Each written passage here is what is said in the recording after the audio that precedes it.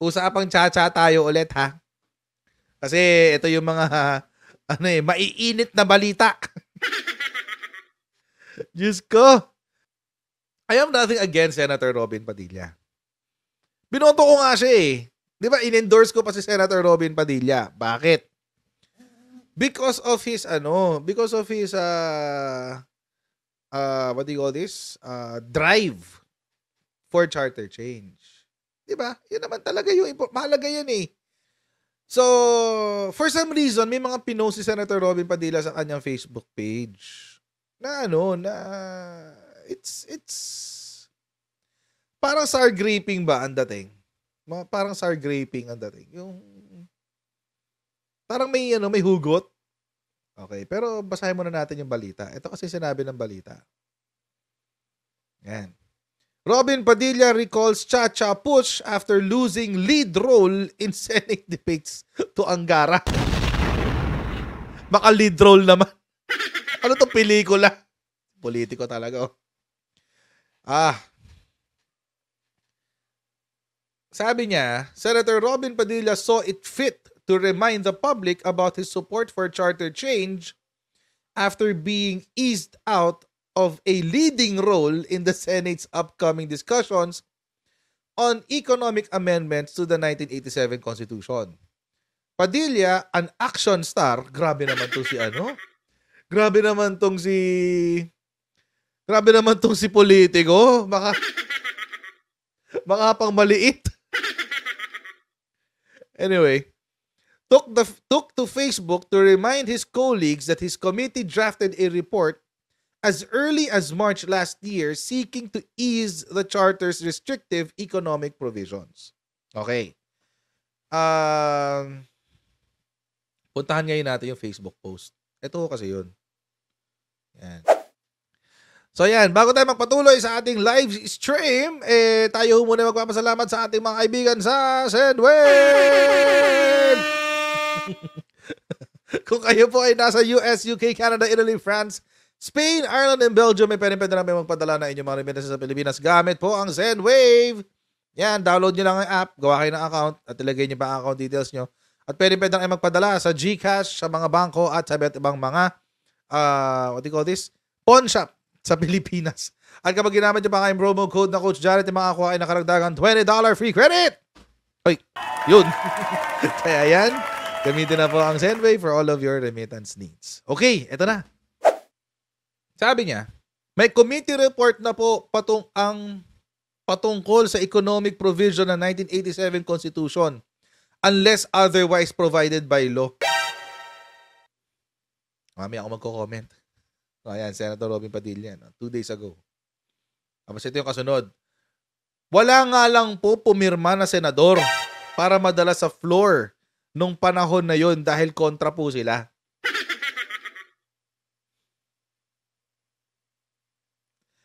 Anyway. Tapos, pagkatapos ng halos 2 taon na nasa aking Committee on Constitutional Amendments and Revision of Codes, ang mga namumuno sa Senado ay nagsulong ng bagong resolusyon para sa unless otherwise provided by law. Wait lang. Mamaya ako magko-comment. Wait lang. Napakagandang balita po ito para sa bayan. Magkakaroon na po ng bagong sigla ang ating ekonomiya tungo sa pag-unlad ng buhay ng mga Pilipino. Okay, that's good. It's good to know. Okay, yun na yung huli. Yun na yung huli. Nakakatawa lang tong part na to. Tong part na to. Unless otherwise provided by law. Sana. Ito lang naman. Tip lang naman, Senator Robin Padilla. No? Tip lang naman. Sana, if we're going to post something like this, let's make it statesmanly. Parang statesman ba? Kasi parang tulad nito, parang ako nagbabasa ng high school na nagpost sa kanyang Facebook eh. Tulad nito, yung unless otherwise provided by law. What does that mean? Sana sinabi niyo na lang ho yung ano, yung resolution. It's resolution of both houses number 3. Tapos sana pinost mo na lang yung resolution of both houses number 3. 'Di ba? Kasi please, sana ano, kung nakakaabot kay Senator Robin Padilla itong mga videos natin, huwag kayong ma-offend. Take this as constructive criticism. Nagmumukha po kayong high school. Nagmumukha po kayong high school. So, 'di ba parang ano, parang ano hindi maganda yung dating bilang senador. So, sana sinabi na lang yung resolution of both houses number 3. Which is, yun naman talaga yung title nun. Yun naman talaga yung title nun. So, eto nga lang, tong parte na to, parang medyo may hugot yung dating eh. Parang may hugot yung dating. Parang tagal-tagal ko nang binaano yan, pero hindi nyo pinapansin.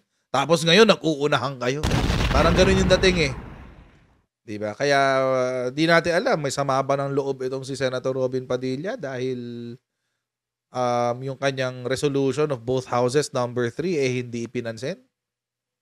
Mamaya pupuntahan natin resolution of both houses number 3 niya. Gusto ko lang munang basahin tong mga pinost niya na to. Ito nga. So parang ano kasi talaga pag binabasa ko to, unless otherwise provided by law. Ang weird talaga. So, ano ba kasi itsura nung kanyang resolution? Okay, ito ho yung kanyang resolution, mga kutsero. Pinuso yan ng Inquirer. Wala ngang committee report number eh, oh. March 31, 2023 po ito inilagay.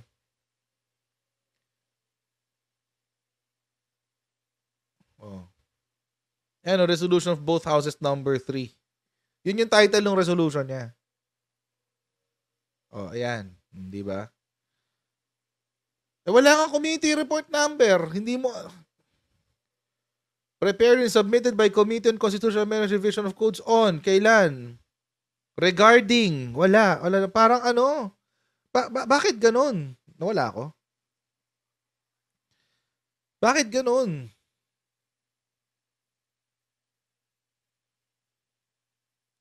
Parang ano, hindi... Parang, again, mga kochero, constructive criticism lang ako makakarating to kay Senator Robin Padilla. Sige, let's give it the benefit of the doubt, Roger Lagarde. Baka nga naman draft lang to. Baka draft lang. Pero, di ba, nasa ano yung... Sana pinost na yung final version, di ba? Kung ano yung nakita ng mga ibang senador. Baka kasi may dahilan kung bakit hindi ito yung inadopt. Baka may dahilan na gano'n. Hindi natin alam ano yung dahilan. Pero during this time, fill in the blanks daw, sabi ni Francis Cayetano. Fill in the blanks. Anyway. Baka kasi di natin kasi alam ano ba yung nabasa ng mga senador eh. Kaya hindi nila inadopt. So, mahirap husgahan, kumbaga. Mahirap siyang husgahan. Hindi mo rin masisisi yung ibang senador. Kung bakit. Kasi kung ito lang ang makikita natin, parang napakalabo naman. What does this mean? The Committee on Constitutional Amendments which were referred resolution of both houses number 1. Okay. Resolution of both houses of Congress to convene the 19th Congress as a Constitutional Assembly, CONAS. And to propose amendments to certain restrictive economic provisions in the 1987 Constitution of the Republic of the Philippines, specifically in Article 12, 14, and 16. Okay? Tapos ito rin yung kay Robin Padilla nasa ilalim mo. Pero meron siyang specific sections. Sections 2, 3, 7, 10, and 11 of Article 12, Section 4.2. Article 14, Section 11.1 and 2, and Article 16 of the 1987 Constitution. So, ito yung committee report. Di ko pa alam kung ano yung nasa loob. Hindi ko alam kung ano yung nasa loob. Sana Sen Robin, baka gusto nyong i-post yung laman. Kasi ano lang to cover tsaka yung end. Di ko alam yung laman. So, pero walang pumirma. Ayun ang problema dyan. No? Walang masyadong pumirma. Partida, si Francis Tolentino, kasama na niya sa partido yan, tsaka to si Bato de la Rosa, tsaka si Bongo. Hindi sila pumirma dito. Partida na yon. Although, mayroong press release no March 31, 2023, in-identify ni Senator Robin kung ano yung mga dito. Pero hindi ko nakita doon sa actual na papel. Hindi ko nakita sa actual na papel. So dito, yung Article 2, Article 12, Section 2, ito matagal ko na sinasabi sa inyo to, na dapat baguhin. So dito sa version niya, kasama yung Article 12, Section 2. Dadagdagan lang ng unless otherwise provided by law. Kaya pala doon sa post ni Senator Robin, may committee report na po ang patungkol sa Economic Provision 1987 Constitution unless otherwise provided by law. Kasi, asa na yun? Kasi, oo nga naman, unless otherwise provided by law.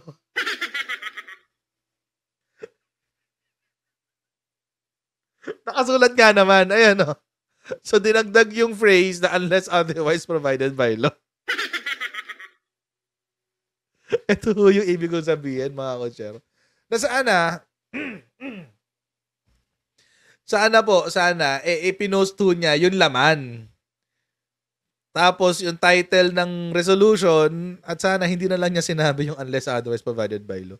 Kasi nga, mukhang high school lang gumawa. But anyway, baka FB mod lang yun ni Senator Robin din. Baka, let's give him the benefit of the doubt. Wala namang problema doon. Pero kung ganun nga ang sistema, Senator Robin, kailangan mo sisantihin yung mo. Yung social media person mo. Kasi hindi siya nakakatulong sa'yo, promise. Anyway, so ito na nga. Section 2, Article 12, National Economy and Patrimony, dinagdag yung unless otherwise provided by law. Doon sa part ng kailangan ng 60% Filipino ownership ng mga kumpanya bago pumasok sa mga joint venture agreements ng ating estado for the exploration, development, and utilization of our natural resources. So kasama yun doon. Nilagay niya yan dyan unless otherwise provided by law. So yun yung number 1. Number 2, Section 3 of Article 12. Section 3. Okay. Private corporations or associations may not hold such alienable lands. Ito yung ito yung agricultural lands. Alam niyo po kasi mga kotsero sa ating constitution dito sa Article 12, lahat ng lupa pag-aari ng gobyerno, ng estado rather, except for agricultural lands which are considered alienable. Ngayon mga kotsero, alienable sabihin pwedeng ibenta or pwedeng ma-private ownership. So, dito sa article sa pangalawang item ni Senator Robin Padilla na may unless otherwise provided by law, ay pwedeng private corporation association may not hold such alienable lands of public domain except by lease. So, lease lang. For a period not exceeding 25 years. Sorry. Hindi pala pwedeng ibenta ang alienable lands. Pwede lang siyang i-transfer. Kasi nga agricultural land. May proseso yan. May proseso yan sa DENR. Tsaka sa DAR. Magkasama yan. Anyway. So, public domain except by lease for a period not exceeding 25 years.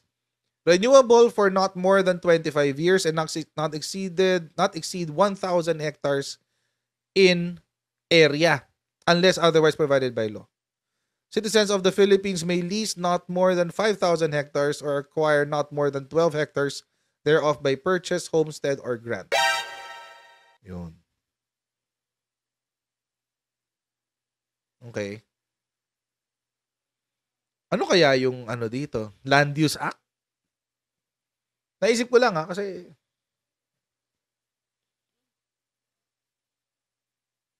so anyway, medyo malabo to sa pangalawa. Medyo malabo. Kasi ano So isabihin private corporations hindi pwedeng pag-arian ng private corporations ang alienable lands of public domain. Pwede lang nilang i-lease, umupa.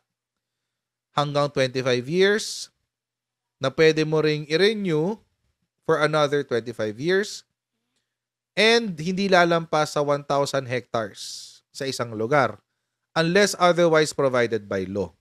So, ibig sabihin, pag gumawa ka ng batas, napapayagan ang private corporations na magmay-ari ng alienable lands of public domain at pwedeng lumampas ng 1,000 hectares, papayagan na. Oo, papayagan na. Senator Villar is waving at you, Coach. Senator Villar. Ay, agoy. Ay, no.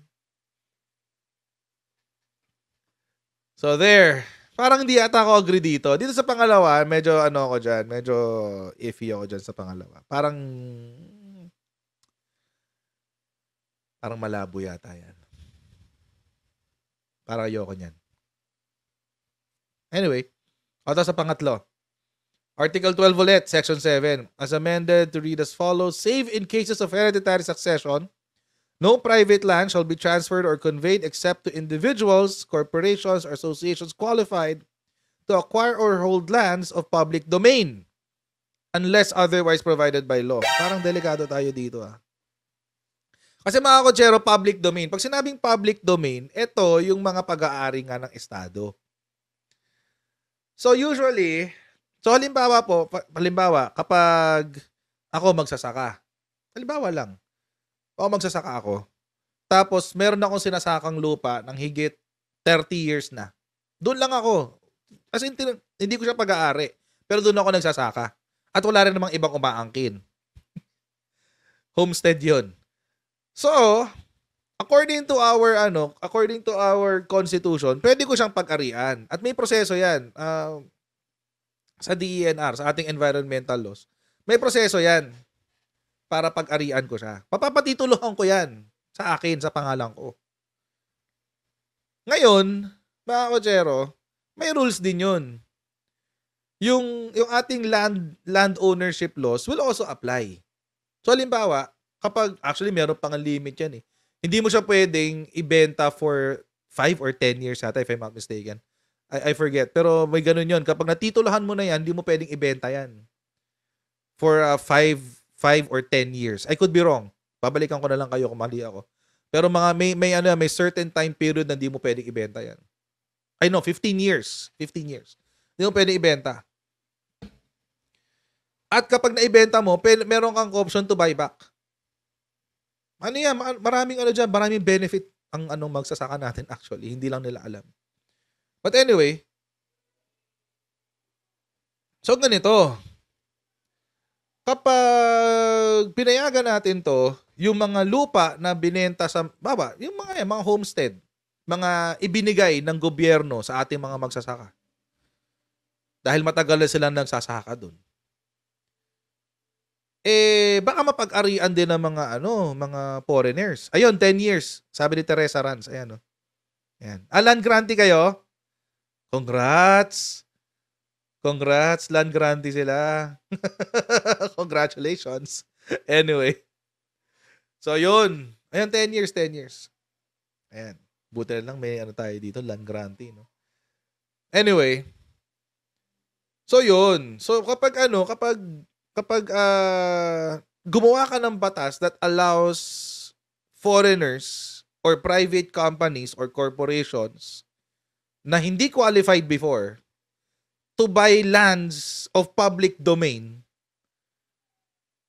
magkakaproblema ka. Magkakaproblema ka doon. Problema yun. Guys. Oh. Anyway, tuloy natin. Ito. The Congress may by law solely for the purpose of foreign direct investment allow, number 1, aliens to acquire private lands not exceeding 1,000 square meters. Bakit? Wait! Senator Robin, ba't nyo naman hinayaan to? Huwag na natin pakialaman yung lupa. Congress may by law solely for the purpose of, kahit sabihin nyo pang for the purpose of FDI. Huwag na natin pakialaman yung lupa. Aliens to acquire private lands not exceeding 1,000 square meters in area. 1,000 square meters.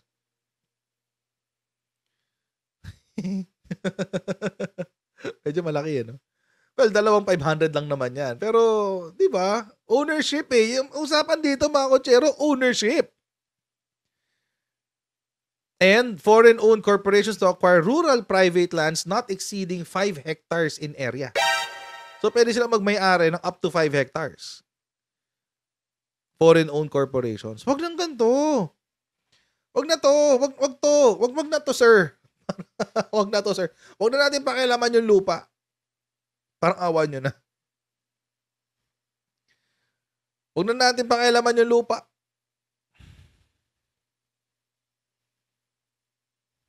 Kaya ano natin yung lupa as is. Filipino ownership lang sa lupa. Parang awa nyo na. Hindi pa naman tayo mayamang bansa. para umano dyan. Para, di ba? Para naman. Anyway. Naalala nyo nung napakaraming pogo dito sa Pilipinas? Alala nyo yun? Kasi sa mga kondo, pwede magmay-ari ang foreigners. Sa mga kondo. Kasi technically, hindi naman lupa yun. Ay, no. Ano nangyari? Ay, yung mga Chinese, pinagbibili nila yung mga lupa, yung mga yung mga, what do you call this? Pinagbibili nila yung mga kondo. Tumaas ang presyo ng di ba, ng housing sa Pilipinas dahil diyan. Wag na to. Parang awa niyo. Wag na to. Parang awa niyo na, wag na to. Anyway, tapos section 10, Article 12. The Congress shall, upon recommendation of the Economic Planning Agency and when the national interest dictates, reserve certain areas of investment to citizens of the Philippines or, unless otherwise provided by law, to corporations or associations of at least 60%.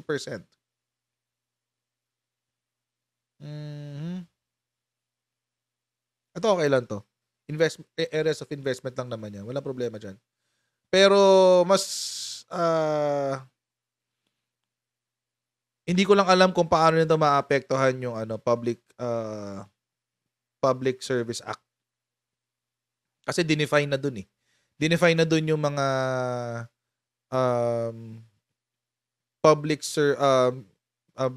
businesses of public service. So, hindi ko lang alam if this will affect that law. O ma-empower niya yung law na yun. I don't know. I don't know yet. Tapos Section 11, Article 12. Ang dami sa Article 12. Oh. Ito, no franchise certificate or any other form of authorization. Ito, inadopt to eh. Inadopt to ng Senado ngayon eh. Itong parte na to. Section 11 ng Article 12. Inadopt yan. Tapos itong Section 6 ng Article 14. Inadopt yan. Section 4.2. Inadopt to. Tapos Section 11, 1 and 2. Ito, hindi to inadopt. Kasi mass media to eh. Mass media to eh. So, hindi yan inadopt ng Congress. Ng Senate pala, ng Senate. Ang inadopt is yung advertising. Ito lang. Sa Section 11 ng Article 16. Yun. So, in fairness to Senator Robin, meron naman mang inadopt ang Senado. Dalawa. Ito, yung Section 11 ng Article 16, tapos Section 4.2 ng Article 14. That's it. Wala na. Wala nang iba. That's about it. Ito rin. Yung sa franchise. Oh, 3 out of the 7 na kanyang naipanukala. Ang tinanggap naman ng ating Senado. Kaso nga lang, ito kasi yung masakit. Ito yung masakit, mga kutsero. So 3 out of the 7 may sariling resolution ang Senate leadership. Ngayon, ang problema, hindi si Robin ang hahawak. Kaya nga nung unang pumutok tong balita na to na sa Senate, what do you call this? Yung sa Senate, ang unang-unang kong tanong nung pinag-usapan natin to, paano si Robin Padilla? Kasi, si Angara ang titira. Ayan, no? Si Angara ang titira kasi. So, paano nga naman ngayon si Senator Robin Padilla? Siya yung chairman ng Committee on Constitutional Amendments. Tapos bubuo ng subcommittee para sa constitutional amendments. Diba? Parang medyo na echepuera nga naman talaga si Robin Padilla dito. Na EDSA puwera si Robin. Na EDSA puwera si Robin, sabi. Sabi ni Shogun. Raiden Shogun. Na EDSA puwera si Robin. Oh, yun. I think I understand where the Senate is coming from. Kung bakit merong ganyan. Kung bakit may gumawa pa ng hiwalay na subcommittee para sa charter change. And I don't want to say it's because nag-comment si Digna, sabi niya, serves him right dahil DDS. I don't want to go that far. Pero but I would say this.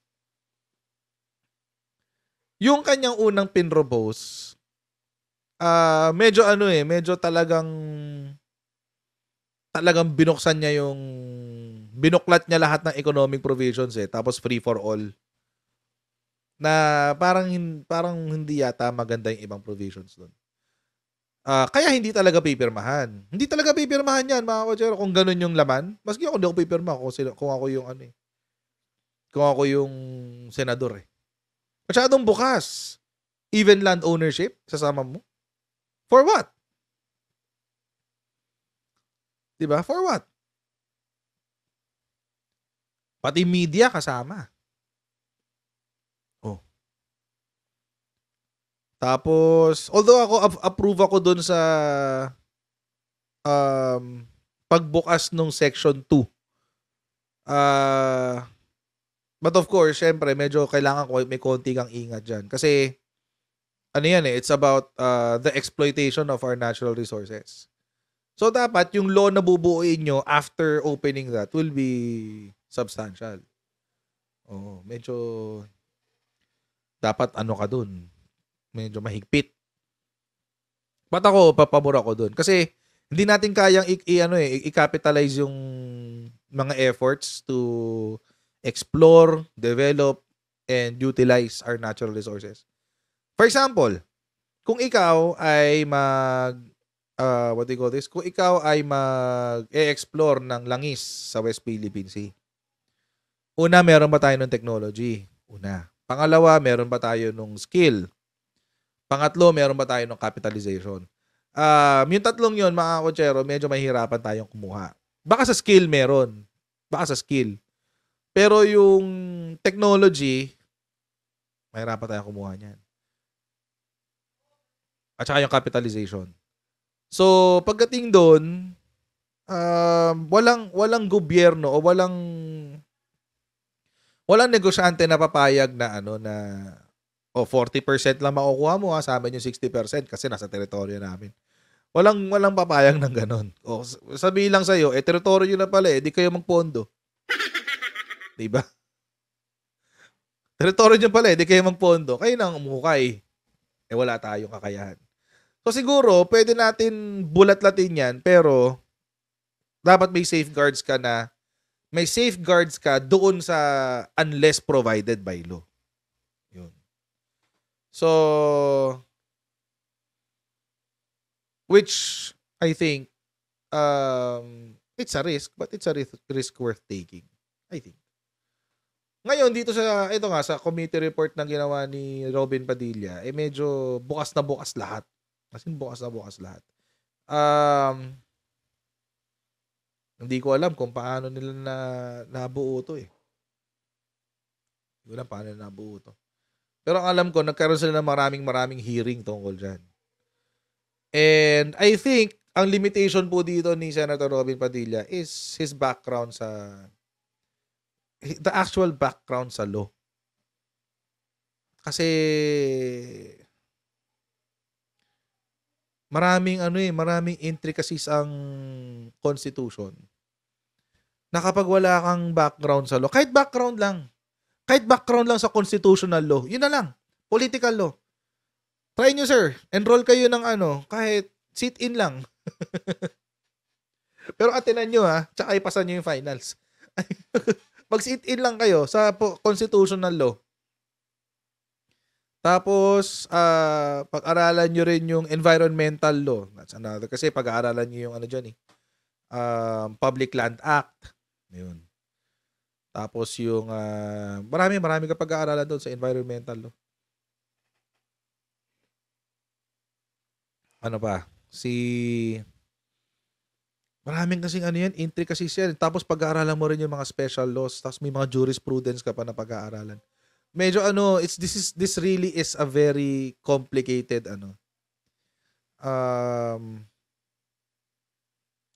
a very complicated topic na kailangan mo talaga ng background at experience.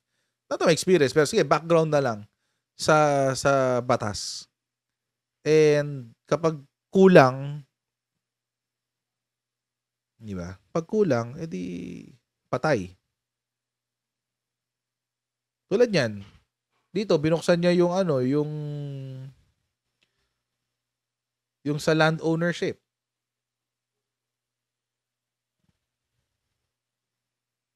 Di ba? Binuksan niya yung land ownership. So paano? Meron kang Land Use Act, Public Land Act. Na nagbibigay ng lupa sa mga mga homestead. Nag-homestead, nag-grant, kung ginagranta ng lupa. 'Di ba? Complicated 'yan. Napaka-complicated niya. Kailangan mo talaga ng background sa law. Kahit background lang. Sana man lang, 'di ba? Sana nag-aral man lang siya ng kahit political law, ayun na lang. I-recommend sa kanya. Aral siya ng consti. Tapos, Environment and Natural Resources Law. Tapos, yung mga special laws regarding that. And, okay na yun. Okay na yun. At least, naiintindihan niya yung sistema. Actually, gusto ko nga sabi ni Casper Gold, paturo siya kay Gadon. Actually, gusto ko yung sistema na gusto ni Gadon na ni Attorney Gadon na ipaupa na lang for an X number of years, 25 to 50 years, yung lupa sa mga sa mga investors. Mas gusto ko yun. Kaysa yung ganito, bubuksan mo yung lupa sa private ownership ng foreigners. Parang, di ba? Coach naman, hindi ba pwedeng credential yon? Credential yung number 1 senador siya. Election yun. Ano kinalaman ng election? Number 1 siya sa election. Anyway. Siya, di ba? Graduate siya ng criminology, if I'm not mistaken. Basta ano, 'di ba parang gano'n yata ang course niya, criminology or something related to uh something to the related to the law. Kaso ano, may I'm sure pinag-aralan na nila yung constitution doon. So anyway, so yun. Mahirap yung foreign ownership. Hindi ako agree diyan ng land. Mahirap yung foreign ownership ng land. Kung ano, kung so I mean, siguro it's an issue of trust. Baka ano, baka mas gusto kasi ng Senate leadership na yung titira dun sa CONAS is a person na may background sa law. And there are a few, meron naman konting lawyers sa Senate. Diba, si Angara, si Tolentino, si Cayetano, yung dalawang magkapatid na Cayetano, sino ba? Pimentel, may mga konti-konti naman may background sa law. Pero syempre, iba kasi yung lawyer ka. Tapos iba yung meron ka lang konting alam sa batas. Mas maganda na sa lawyer mo na ipagawa. Para naiintindihan na niya yung ins and outs of how yung provisions na babaguhin mo ay makakaapekto sa ibang mga batas. Kasi may mga batas ka na you have to consider. Kapag binago mo yung ganitong isang aspect, isang provision ng constitution, baka kailangan mo nang i-repeal yung ibang batas. Or kailangan mo nang ipasay yung mga ibang batas. Or i-update yung mga ibang laws. So maraming complicated talaga yan, guys. So hindi basta-basta yan. Palit ka lang ng provision tapos yun na. Okay na. Diba? It would be best if medyo harsh pa nga si ako medyo mabait pa ako. Si Mike Abe medyo mas harsh pa siya, pinanood ko kanina. Sabi niya, dapat si Senator Robin mag-resign na lang as committee chairman eh. Sabi, sip ko, wag naman gano'n. Masyado namang harsh yan. Pero he can work in partnership with Senator Angara. Magtulungan na lang sila. Kaysa yung maipagkompetensya siya. Di ba? So,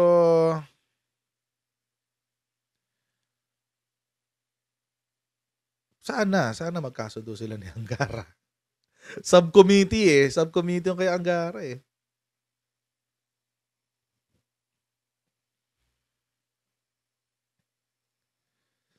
So, yun. Nung una, Commander's time. Nung una, hindi sila seryoso kaya si Robin ang nilagay.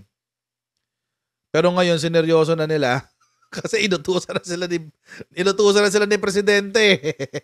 Sabi ni Presidente, para walang gulo, kayo na lang tumira, Senate. Nagkakagulo yung House of Representatives eh.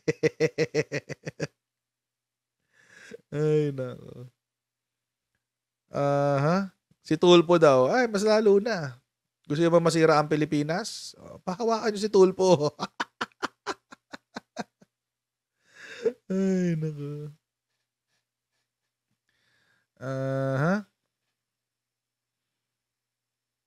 So, yun. So, hopefully,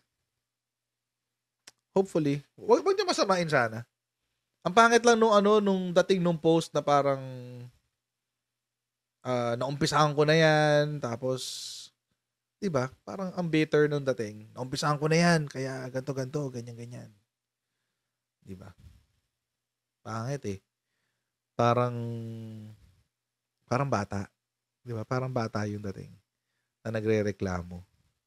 So, sana hindi na lang siya nag-post ng gano'n. Para hindi naman masyadong masakit sa tenga. Anyway. So, yan. Second topic. Tapos na tayo second topic, guys. Sabi ni Attorney Trixie, tuloy pa din ang People's Initiative. Actually, it is. Nagtutuloy-tuloy siya, hindi siya tumigil, yung People's Initiative.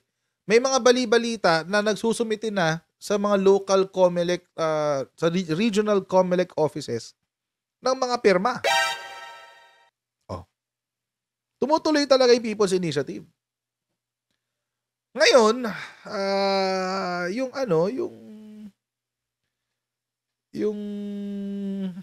tao dito, whether it is valid or not, it's up for COMELEC to decide.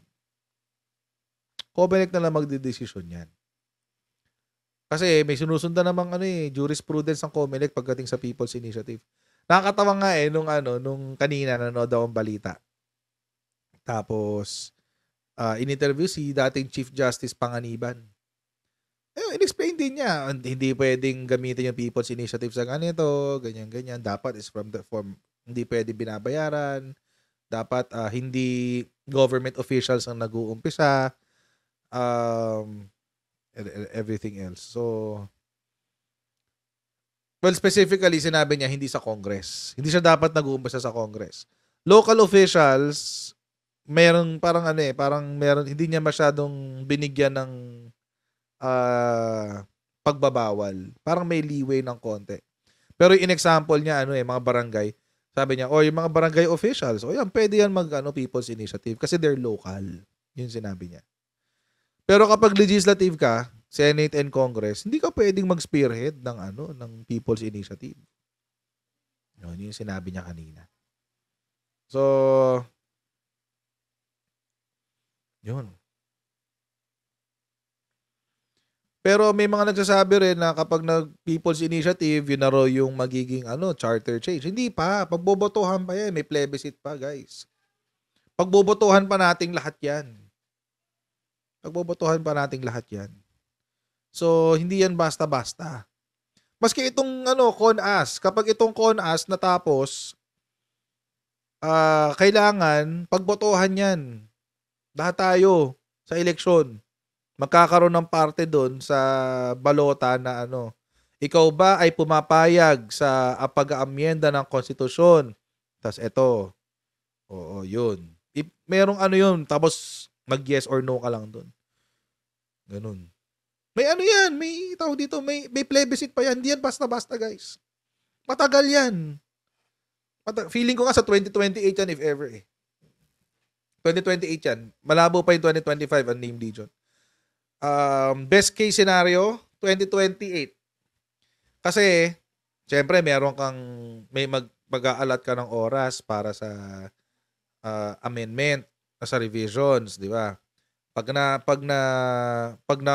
natapos na yung revisions, ang gagawin ngayon ng mga gustong magsulong niyan ay i-educate ang buong Pilipinas. So, ibig sabihin, magbabara-barangay sila. O ito na po ang babaguhin sa ating konstitusyon, etc., etc. Pagdating po sa 2028, kayo po ay boboto kung paayag po kayo dyan. Ganun yun. So, after nung information dissemination na yan, saka pa lang pwedeng matagal yan. Napakatagal yan. Matagal pa. Baka senior na ako bago pa ma-revise yan. Huwag naman sana. Pero kung seryoso yung pagbabago, I would think na before matapos, by 2028, ma-amend na yan. Mari-revise na pala yung Constitution. Ay paliwanag nga ang panagkaiba ng amendments at revision ba yun? Revision, ito na lang pinakasimple. Revision. Sa revision ay babaguhin mo yung prinsipyo ng Constitution.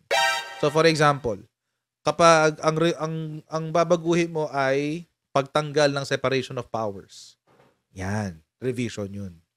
Kapag ang babaguhin mo ay pagpapalit from bicameral Congress to a unicameral Congress. Yan. Yan? Revision yan. Ito, pagbubukas ng ating ekonomiya sa foreigners. That's a change in the principle of our Constitution from a Filipino first policy to something else. So, revision ang kailangan dyan. Ang amendment, mga kotsero, ay pagbabago lang ng minor details ng provision. Minor details lang, pero hindi binabago yung prinsipyo. So, papalitan lang yung wording or palalawakin lang ng konti, ganun. Din yung amendments. So, itong gagawin na to, this is a revision. Hindi lang amendment yan. Hindi lang amendment yan. So, hindi yan kaya ng People's Initiative. Kasi, very, very specific ang jurisprudence pagdating dyan sa amendments and revision. And ang jurisprudence is this. Hindi pwede ang People's Initiative sa mga revision. Hindi pwede. So, yun.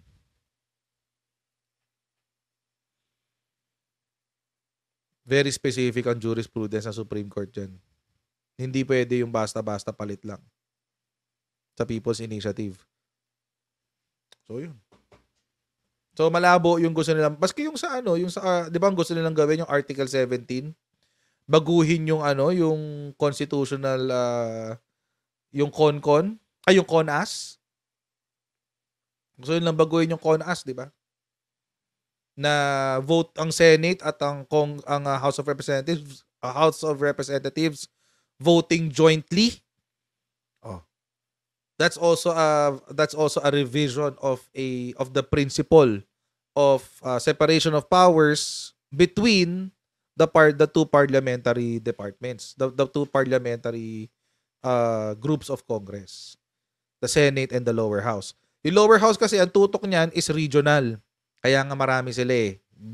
Ang tutok nila ay yung kanilang mga constituents sa kanilang legislative districts. Ang Senado, ang tutok nila ay buong Pilipinas. So kapag gumawa sila ng batas, buong Pilipinas ang saklaw noon. Hindi lang sa kung ano mang distrito. Pag kongreso ka, usually ang batas na ipinapasa mo, pang distrito lang. So yun. Anyway. Okay. So, mga kotsero, maraming salamat sa inyong patuloy na pagsuporta sa ating channel. Please don't forget to like, share, and subscribe sa ating YouTube channel. Pa-follow na rin ang ating Facebook page, guys. Pa-follow na rin yan. And I'll see all of you in our next Coach Jared Live. Alright? Bye, everyone. See you next time. Bye.